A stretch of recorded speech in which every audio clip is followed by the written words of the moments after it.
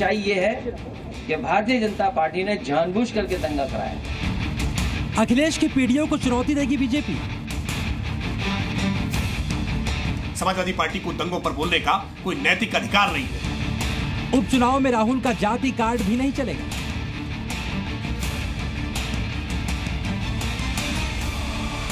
UP में 9 सीटों पर उपचुनाव होने वाले हैं। 9 में से 8 सीटों पर बीजेपी लड़ेगी और 1 सीट पर आरएलडी। 8 सीटों पर प्रत्याशियों की लिस्ट तैयार हो चुकी है। हाईकमान की मुहर भी लग चुकी है। योगी ने उपचुनाव के लिए इस बार ऐसी लिस्ट बनाई जो अखिलेश के पीडीए कार्ड को तो चुनौती देगी ही, राहुल गांधी के जाति कार्ड को भी टक्कर देगी।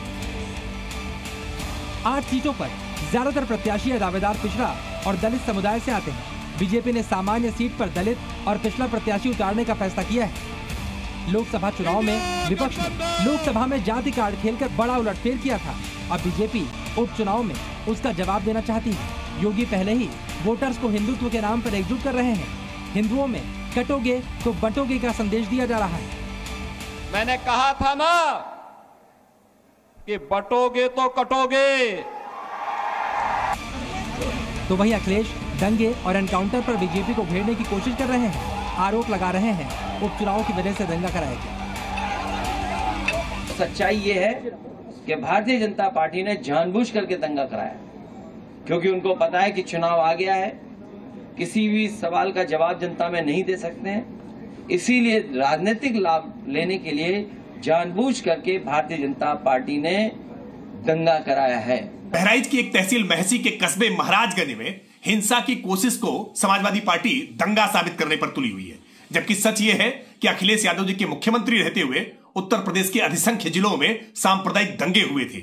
समाजवादी पार्टी को दंगों पर बोलने का कोई नैतिक अधिकार नहीं है। समाजवादी पार्टी चाहती थी कि उत्तर प्रदेश कैसे सांप्रदायिक दंगों की आग में जले, इसलिए समाजवादी पार्टी के तमाम नेता लगातार आग में घी डालने का प्रयास करते हैं। अखिलेश ने बहराइच पर काफी माहौल बनाने की कोशिश की, लेकिन हिंदू युवक की जघन्य हत्या की तस्वीरों ने विपक्ष की सियासत पर पानी फेर दिया और योगी ने अखिलेश की कोशिश कामयाब नहीं होने दी।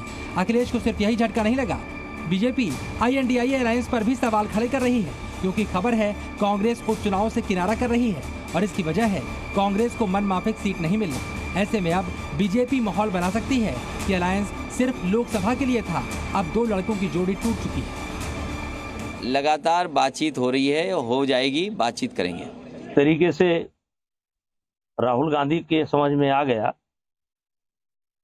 कि वो दोनों सीटें हार जाएंगे